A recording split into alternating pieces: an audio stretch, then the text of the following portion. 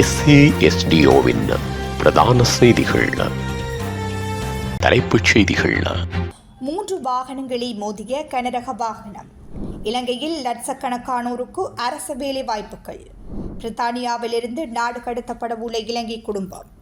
என்னை கைது செய்யாதீர், அவசரமாக மனு தாக்கல் செய்த கோட்டாபய. தொடர்பன விரிவான செய்திகள். நுவரெலியா பதுளை பிரதான வீதியில் ஹக்கல தாவரவியல் பூங்கா பகுதியில் இன்று செவ்வாய்க்கிழமை பிற்பகல் கனரக வாகனம் ஒன்று 3 வாகனங்களை கடுமையாக மோதியதில் விபத்து ஒன்று ஏற்பட்டுள்ளது. நுவரெலியாவிலிருந்து வெளிமடி நோக்கி அபாயகரமான வளைவு பகுதியில் அதிக சுமைகளை ஏற்றிக்கொண்டு பயணித்த கனரக வாகனத்தில் திடீரென்று பிரேக் செயலிழந்ததில் இந்த விபத்து ஏற்பட்டுள்ளது. ஹக்கல தார்வியல் பூங்கா அருகாமையில் வீதியோரத்தில் நிறுத்தி வைத்திருந்த ஒரு காருடனும் கனரக வாகனத்துக்கு முன்பாக சென்று கொண்டிருந்த ஒரு முச்சக்கர வண்டி மற்றும் ஜீப்புடனும் மோதிக்கொண்டதில் இந்த விபத்து நேர்ந்துள்ளது. குறித்த விபத்தில் 4 வாகனங்களும் பலத்த சேதமடைந்த போதிலும் வாகனங்களில் பயணித்தவர்கள் அதிர்ஷ்டவசமாக சிறிய காயங்களுடன் உயிர் தப்பியுள்ளனர். எனினும் விபத்து ஏற்பட்ட இடமானது இறுதியில் டிட்வா சூறாவளி காரணமாக ஹக்கல பகுதியில் நிலச்சரிவுகள் ஏற்பட்டு வீதிகள் சேதமடைந்து தாழ்றங்கிய பகுதியில் விபத்து ஏற்பட்டது. நுவரெலியா பதுளை பிரதான வீதியில் குறித்த விபத்து சம்பவித்த நிலையில் போக்குவரத்து நெரிசல் அடிக்கடி ஏற்பட்டதும் குறிப்பிடத்தக்கது. சம்பவ இடத்துக்கு விரைந்த நுவரெலியா போலீசார் விபத்து தொடர்பான மேலதிக விசாரணைகளை மேற்கொண்டு வருகின்றனர். இந்த ஆண்டு 1,20,000க்கும் மேற்பட்டோர் அரசு சேவையில் சேர்க்கப்பட உள்ளதாக பொது நிர்வாக மாகாண சபைகள் மற்றும் உள்ளூராட்சி அமைச்சர் பேராசிரியர் சந்தன அபேரத்ன தெரிவித்துள்ளார். அரசு சேவையை வலுப்படுத்தாமல் நாட்டை கட்டியெழுப்பும் இலக்குகளை அடைய முடியாது என்று அமைச்சர் சுட்டிக்காட்டியுள்ளார்.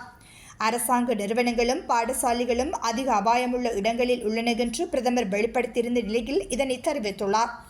இதற்கமைய அரச ஊழியர்கள் கண்ணியத்துடன் வாழ்வதற்கு தேவையான பொருளாதார வலிமையை வழங்குவதற்காக அரசாங்க வரவு செலவு திட்டத்திலிருந்து ஒதுக்கீடுகள் செய்யப்பட்டுள்ளதாகவும் குறிப்பிட்டுள்ளார். அவர்கள் பதவியேற்ற போது உணர்ந்த மகிழ்ச்சியுடன் ஓய்வு பெறும் வாய்ப்பை வழங்குவதே இதன் நோக்கம் என்றும் அமைச்சர் மேலும் கூறியுள்ளார். கடந்த ஆண்டு நடைபெற்ற போட்டிப் பரீட்சை மூலம் தேர்ந்தெடுக்கப்பட்ட இலங்கை தொழில்நுட்ப சேவையின் 3ஆம் தர தொழில்நுட்ப அதிகாரி பதவிகளுக்கான 133 நியமன கடிதங்கள் அமைச்சர் சந்தன அபேரத்னவின் தலைமையில் கொழும்பு மாவட்ட செயலகத்தில் வழங்கி வைக்கப்பட்டன.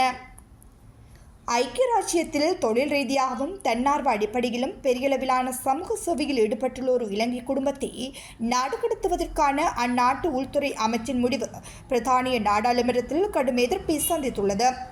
பிரித்தானிய மக்கள் பிரதிநிதிகள் சபை ஹவுஸ் ஆஃப் ஹாமர்ஸில் பேசிய லிபரல் ஜனநாயக கட்சியின் எம்பி விக்டோரியா ஹாலின்ஸ் குறித்த இலங்கை குடும்பம் எதிர்கொள்ளும் நெருக்கடியிலிருந்து அவர்களை மீட்க பிரித்தானிய அரசாங்கம் உடனடியாக தலையிட வேண்டும் என்று வலியுறுத்தினார். உள்ளூர் சமூகத்துக்கு மிகவும் மதிப்புமிக்க சேவையை ஆற்றி வரும் இவர்களை நாடு கடத்துவது முற்றிலும் அநியாயமானது என்றும் அவர் சுட்டிக்காட்டினார். நாடு கடத்தலை எதிர்கொள்ளும் அந்த குடும்பத்தினர் ரசிக சமரசிங்க, அவரது மனைவி சமிலா தில்ருக்ஷி மற்றும் அவர்களது 3 சிறு குழந்தைகளும் ஆவர். இவர்கள் அனைத்து சட்ட நடைமுறைகளையும் பின்பற்றி கடந்த 4 ஆண்டுகளாக பிரித்தானியாவில் வசித்து வருகின்றனர். ரசிக ஒரு பராமரிப்பு பணியாளராகவும் சமிலா நார்த் சர்ச் பகுதியில் சிறப்பு தேவைகள் கொண்ட குழந்தைகளுக்கு ஆதரவளிக்கும் ஒரு துணை ஆசிரியராகவும் உள்ளூர் தேவாலயத்தில் ஒரு தன்னார்வலராகவும் பணியாற்றி வருகின்றனர்.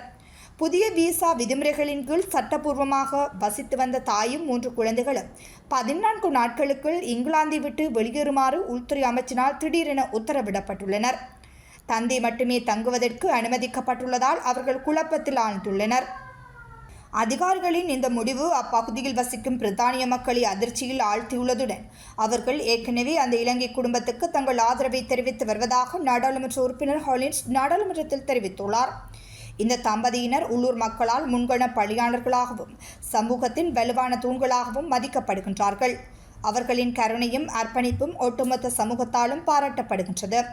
குழந்தைகளை அவர்களின் தந்தையரிடமிருந்து பிரிப்பது அவர்கள் மீது கடுமையான உளவியல் தாக்கத்தை ஏற்படுத்தக்கூடும் என்பதால் மனிதாபிமான அடிப்படையில் இந்த முடிவை மறுபரிசீலனை செய்யுமாறு அந்த குடும்பம் பிரித்தானிய அதிகாரிகளிடம் கோரிக்கை முன்வைத்துள்ளது. தன்னை கைது செய்வதை தடுக்க கோரி முன்னாள் ஜனாதிபதி கோட்டாபய ராஜபக்ச மேன்முறையீட்டு நீதிமன்றத்தில் மனு தாக்கல் செய்துள்ளார்.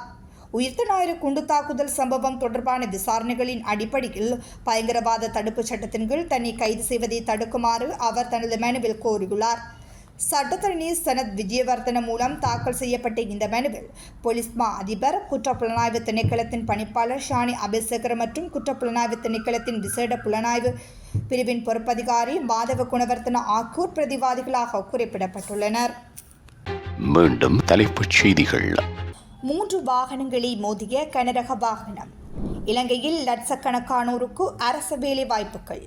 பிரித்தானியாவிலிருந்து நாடு கடத்தப்பட உள்ள இலங்கை குடும்பம். என்னை கைது செய்யாதீர், அவசரமாக மனு தாக்கல் செய்த கோட்டாபய.